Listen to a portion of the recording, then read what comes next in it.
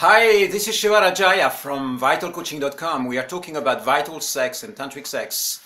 The topic for this video is 5 core sexual mistakes.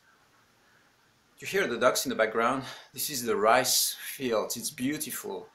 I'm enjoying Bali so much. Anyway, it's part of the landscape. I hope you enjoy them. I'm not sure if you hear them actually. Anyway, back to 5 core sexual mistakes. I'm going to give you the list that I have here. No communication, going too fast, disconnecting, love gap, awareness gap. So many more possible mistakes, right? Many more things that you might do in sex that are maybe not appropriate. Right now we are looking at dynamics. We are not necessarily looking at physical actions that you can take that are mistakes.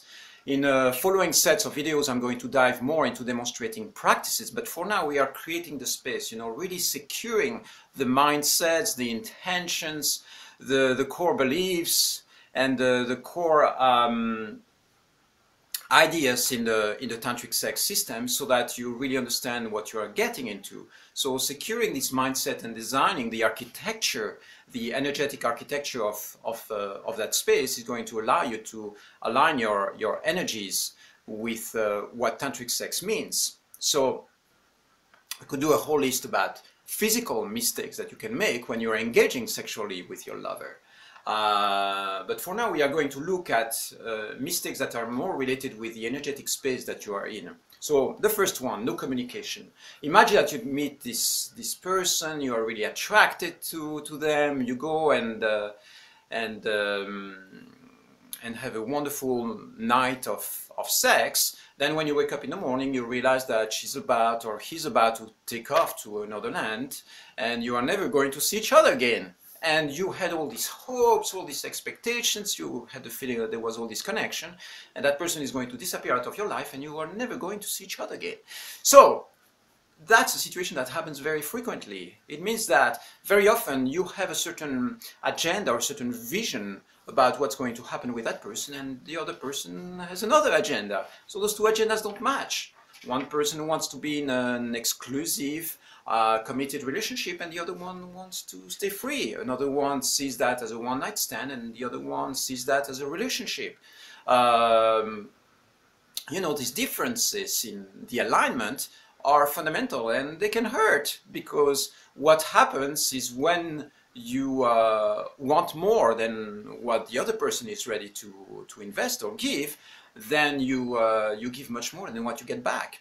And this is one of the main reasons why sex and dating can hurt, because your expectations are not fulfilled. You have high expectations, you have high desires, and they don't match what is being given to you.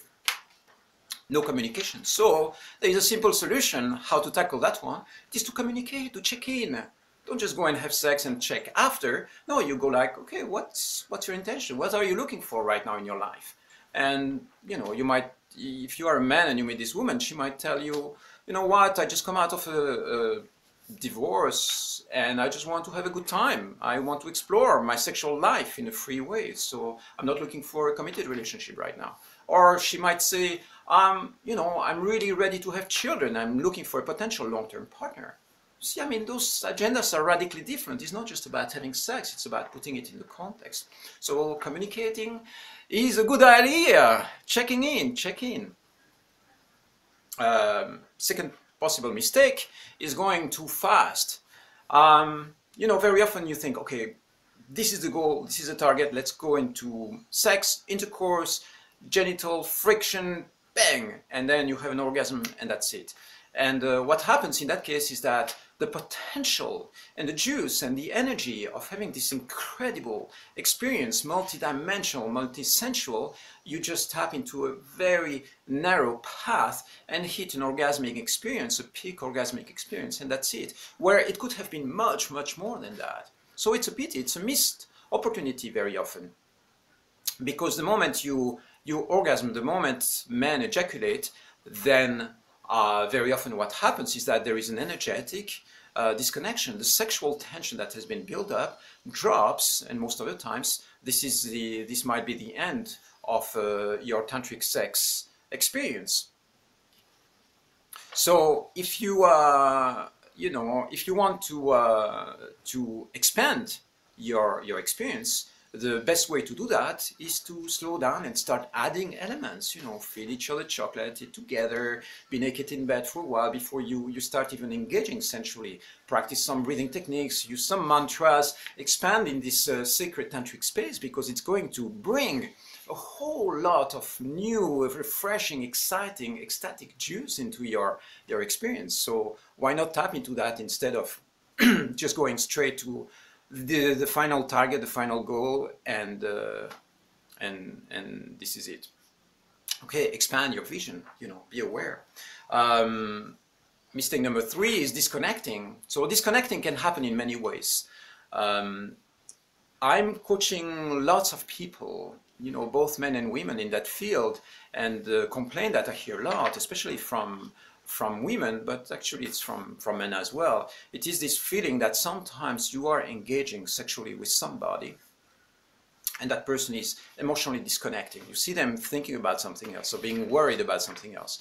The typical disconnection is just having sex and then the person jumps on their cell phone to check if they have messages, or start engaging in conversation with somebody else, which is even more challenging. You know, if you just had sex, you want to sustain this emotional connection, or if you are about to engage, you know, don't necessarily get distracted by all this stuff and stay present with the person that is there. Another way to disconnect is disconnect after a sexual experience. For instance, you might have this beautiful night, you know, that person feels great, you send them a message and then no reply. 2-3 days, nothing. And you go like, what? You know, I care, I loved it, I liked it, I want more. What's going on? So that person replies to you 3 days later telling you that, oh, they got distracted or they were somewhere else, but it's like no presence, there is no nurturing of the experience, and that's really a pity. So if you engage sexually, try to, you know, realize that it's not just about the experience. Once the peak experience happens, then that's it. No, it's a, you know, it's a build up, a crescendo, and then you keep on nurturing it, and then it happens again. You know, it's a beautiful dance. It's not just like bang, a one-time thing and then you disconnect and you are free to. No, it's like if you open each other sexually, you know, you had this beautiful experience. Nurture that experience. It's important that your lover feels loved. That's why we call it lover. That they feel care, that they feel that you are there for them if they need to share something. An ex-lover calls you, you know, if you had sex a week earlier and you are not necessarily connecting or engaging, and that person goes like, you know what, I'm having lots of beautiful sensations and I really enjoyed the other time with you. Can we get together? I would love to reconnect, have some coffee or something, or have some kombucha. And make time, make space. It's important. It's important to nurture the other person's experience, not just go grab, take what you want, and then disconnect and forget about them. Why? Because treat people how you would like to be treated. It's as simple as that. Treat people how you would like to be treated. Don't disengage, don't neglect, you know, be present and stay caring, loving, present for the person if they need you. It doesn't mean that you have to sacrifice everything else, but be there, be responsive when they want to follow up and nurture what has been happening. In the same sense as disconnecting, it's really the love gap idea, that instead of feeling this sense of love and care, there is a sense of, yeah, I don't care, whatever, yeah, we just had sex one time and it's not a big deal. No, what? This is sacred, okay? It's a sacred space, sacred temple. When people engage and open up sexually, they open a very fragile and vulnerable part of themselves. And it's really important that as human beings we understand that this is very sacred. It's a moment of ecstatic bliss and ecstatic beauty that needs to be nurtured and taken care of. So when you create that space that is safe for your lover, and they know that they are going to be nurtured, that they are going to be taken care of, that you're not just going to turn around, fall asleep, and go to work the following day without any form of feedback or connection. No, it's like, I loved it, I enjoy spending time with you, you're a beautiful being, I really care. You know, words of caring, words of love, romantic energy. All that is really an essential aspect of your sexual experience. The last point, awareness gap. So what I mean by that is not just being present, but being aware of the impact of the actions that you're taking, especially when it comes to conversations and engaging with somebody you're attracted to. Listen to what you're actually saying. Listen to your words. Listen to your intention. What's happening right there? When you are touching them, suppose that you are in the early stages of building up connection and intimacy.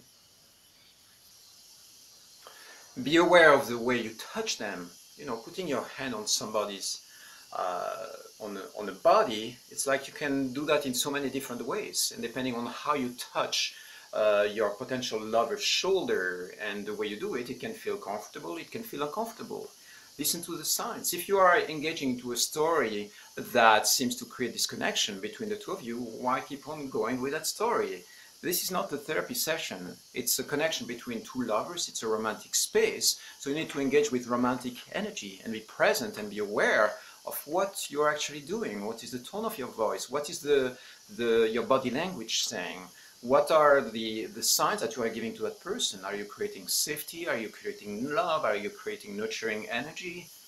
All these things are all aspects or elements that you bring into a tantric sex date that are going to create the whole experience. So being aware of what you're actually doing and the consequences of your choices or your actions, what you say, being aware of that is primarily important. I would say that this is something to practice, of course, and it comes with skills. The more you do it, the better you become at it. So again, here are 5 core sexual mistakes: no communication, going too fast, disconnecting, love gap, and awareness gap. So much more to say on this topic, but that's it for now. Enjoy.